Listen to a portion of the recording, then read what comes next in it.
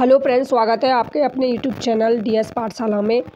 तो आज की इस क्लास में मैं आपको अभी जो यूपी पीजीटी का पेपर हुआ है उसमें से मैंने एक क्वेश्चन लिया है शुद्ध रूप का, शब्द शुद्धि के संबंधित क्वेश्चन है, जिसमें आपको 3 शब्द दिए गए हैं।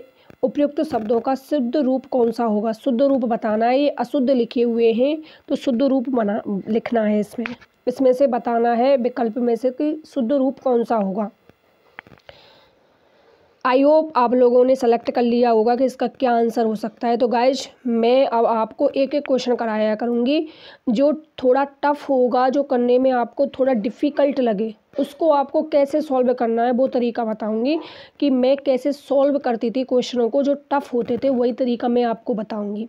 सौजन्यता, इतना तो आपको पता होगा गाइज कि ये और तय प्रत्यय कभी भी एक साथ नहीं आते।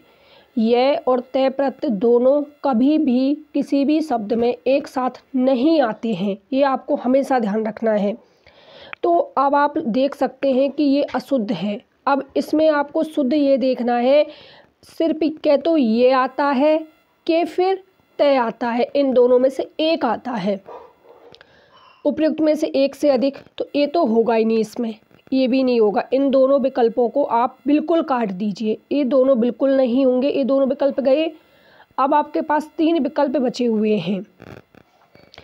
अब आपको बताए सुजन्यता। सुजन्यता कोई शब्द नहीं होता, इतना तो आपको पता है, क्योंकि जैसे ही ये प्रत्यय जुड़ता है, जैसे ही गाइस ये प्रत्यय जुड़ता है तो वो आगे के शब्द में आदि वृद्धि कर देता है। क्योंकि ये प्रत्यय अब सौजन्य शब्द है, ये किससे बना है गाइज?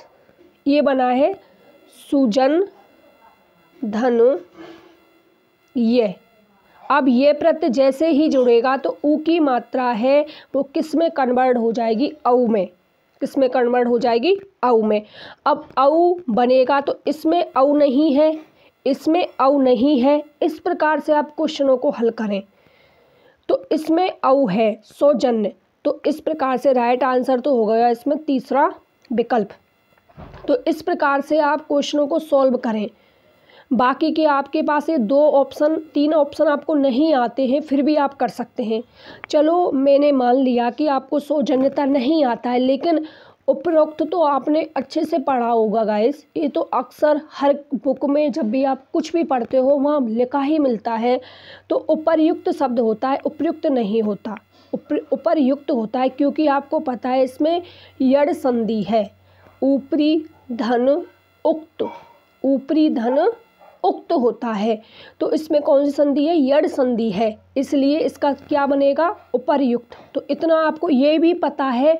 तो ये 2 विकल्प तो है ही नहीं, ये तो दोनों कट गए। नीचे के हमने शुरू में ही काट दिए, फिर भी कर सकते हैं। आपको इन तीनों का नहीं पता, फिर भी आप आसानी से कर सकते हो इस क्वेश्चन को। उज्जवल का भी आपको पता होगा, नॉर्मल है। उज्जवल व्यंजन संधि का उदाहरण इतना फेमस है कि कोई भी टीचर आपको यदि संधि कराएगा, व्यंजन संधि, तो उसमें उज्जवल का एग्जाम्पल जरूर लिखेगा। तो उज्जवल में आपको पता है उज्जवल कैसे शब्द लिखा जाता है? उत धन ज्वल, इस प्रकार से होता है। जब तय हलंत है तो जय भी इसमें क्या होगा? हलंत होगा, तो शब्द बनेगा उज्जवल। अब ये वाला इसमें नहीं है क्योंकि इसमें मात्रा लगे, तो ये भी गया, ये भी गया, बचा कौन सा? यही। तो किसी भी प्रकार से यदि आपको एक भी शब्द आता है शुद्ध रूप में, फिर भी आप आंसर को निकाल सकते हो काट काट के। क्रॉस का सिस्टम जरूर अपनाएं। यदि आपने क्रॉस को अच्छे से अपना रखा है कि कैसे हमें आंसर तक जाना है, ये आपको सीखना है। कोई भी परीक्षा हार्ड नहीं होती, लेकिन उसका करने का तरीका आपके पास होना चाहिए। एग्जाम में क्वेश्चन को करने का तरीका आपके पास होना चाहिए कि किस प्रकार से हमें क्वेश्चन को करना है। इस प्रकार आप इनको क्रॉस करते हुए चलते हैं तो मान के चलिए आपके 4-5 क्वेश्चन ऐसे होंगे जो तुम्हें आते भी नहीं है ना, फिर भी आप उन्हें सही कर सकते हो, आप सही विकल्प का चयन कर सकते हो। इसी प्रकार मैंने किए थे, वही मैं तरीका आपको बता रही हूँ। तो आई होप आपको समझ आ गया होगा कि इसका राइट आंसर होगा ये। सौजन्यता नहीं होता, सौजन्य होता है। उज्जवल इस प्रकार से लिखा जाता है। भ्रातागण नहीं होता, भ्रातृगण होता है। उपरोक्त नहीं होता, उपर्युक्त होता है। ये 4 शब्द ऐसे हैं किसी ना किसी एग्जाम में ये आते रहते हैं। तो इन्हें ध्यान से अच्छे से मैंने आपको समझा दिया है। मिलते हैं नेक्स्ट क्लास में।